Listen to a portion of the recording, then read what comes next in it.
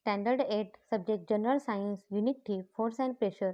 मागील पाठाला आपण इनर्शिया आणि प्रेशर हे घटक अभ्यासले. आज आपण unit of pressure, pressure on solids, pressure of liquids हे घटक अभ्यासणार आहोत.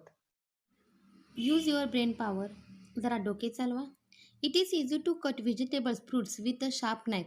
अ blunt knife does not work here. Why does this happen? भाजी फळे चिरताना धारदार सुरीने कापणे सोपे जाते. बोटत म्हणजे त्याला धार नाही अशी सुरी अशा कामी उपयोगी पडत नाही. हे कशामुळे घडते बघा काय ते.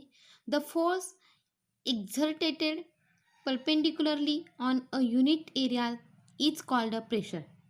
एकक क्षेत्रफळावर लंब दिशेत प्रयुक्त असणाऱ्या बलास दाब असे म्हणतात.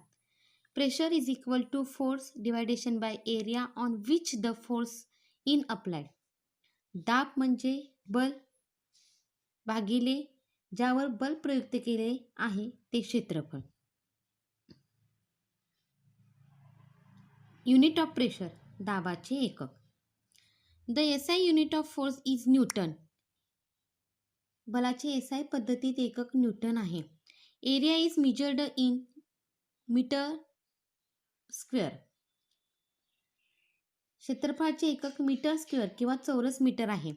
Therefore the SI unit of pressure is newton per metre square. एकूण म्हणूनच दाबाचे एकक न्यूटन पर मीटरचा वर्ग असे होईल. It is known as pascal. यालाच पास्कल असे म्हणतात. In atmospheric science the unit for pressure is bar. 1 bar is equal to 10⁵ pascal. Pressure is a scalar quantity. हवामानशास्त्रात दाबाचे एकक बार हे आहे. 1 बार बरोबर 10⁵ पास्कल. दाब ही अदिश राशी आहे.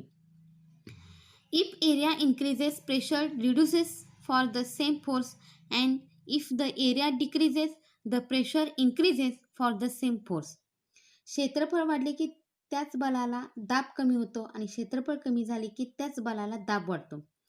For example due to natural adaptation the bottom surfaces of camels feet are broad. Hence the camels weight is exerted on a large area and the pressure on the sand is reduced. This is why camels feet do not penetrate into the sand and it becomes easy to walk. उदाहरणार्थ उंटाच्या पायाचे तळवे पसरट असतात, त्यामुळे उंटाचे वजन अधिक पृष्ठभागावर पडते आणि वाळूवर पडणारा दाब कमी होतो. म्हणून उंटाचे पाय वाळूत घुसत नाहीत, त्याला चालणे सोपे जाते. प्रेशर ऑन सॉलिड्स स्थायूवरील दाब. Air pressure is exerted on all the objects kept in air. हवेत ठेवलेल्या सर्व स्थायू पदार्थावर हवेचा दाब असतोच. When a weight is kept on a solid pressure is exerted on it. स्थायूवर एखादे वजन ठेवले तर त्या वजनामुळे स्थायूवर दाब पडतो. This pressure depends on the value of the weight and the contract areas between the two. तो त्या वजनावर व वजनाच्या स्थायूवरील संपर्काच्या क्षेत्रफळावर अवलंबून असतो. ट्राय दिस करून बघा. काय दिलेले आहे? एक फळी दिलेली आहे, रिकामी दिलेली आहे, त्यामुळे बरोबर ती सपाट बसलेली आहे. परत दुसरी तीच फळी पण त्याच्यावरती पुस्तक पण कसे ठेवलेले आहेत मुलांनो, तर एकाबरोबर एक असे सर्व खाली ठेवलेले आहेत. तर त्यामुळं फळी अजिबात वाकलेली नाही, स्थिर आहे. परंतु तिसऱ्या ह्याच्यामध्ये एकावर एक पुस्तकं ठेवली ती आणि ती बरोबर मध्यभागी ठेवल्यामुळे मध्ये फळी वाकलेली आहे. प्रेशर ऑफ लिक्विड द्रवाचा दाब. ॲक्टिव्हिटी कृती बघा. Take a plastic bottle. Take a 10 centimetre long piece of a glass tube on which a rubber balloon can be fitted. प्लॅस्टिकची एक बाटली घ्या. रबरी फुगा ज्यावर बसेल अशा काचेच्या नळीचा साधारण 10 सेंटीमीटर लांबीचा तुकडा घ्या. Warm up one end of the glass tube and gently push in the bottle at about 5 centimetre from the bottom.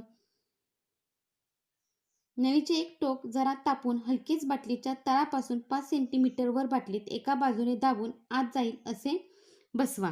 To avoid water leakage apply molten wax on the side of the glass tube. पाणी गळू नये म्हणून नळीच्या बाजूने मीठ तापून लावा. Now fill water slowly in the bottle and see how the balloon inflated. आता बाटलीत थोडे थोडे पाणी भरून फुगा फुगत जातो ते पहा. What is the observed. यावरून काय दिसते? The pressure of water acts on the side of the bottle as well. पाण्याचा दाब बाटलीच्या बाजूवरही पडतो.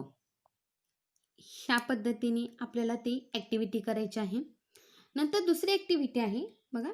Take a plastic bottle, pierce it with a thick needle at the point 1 to 3 as shown in the figure 3.7.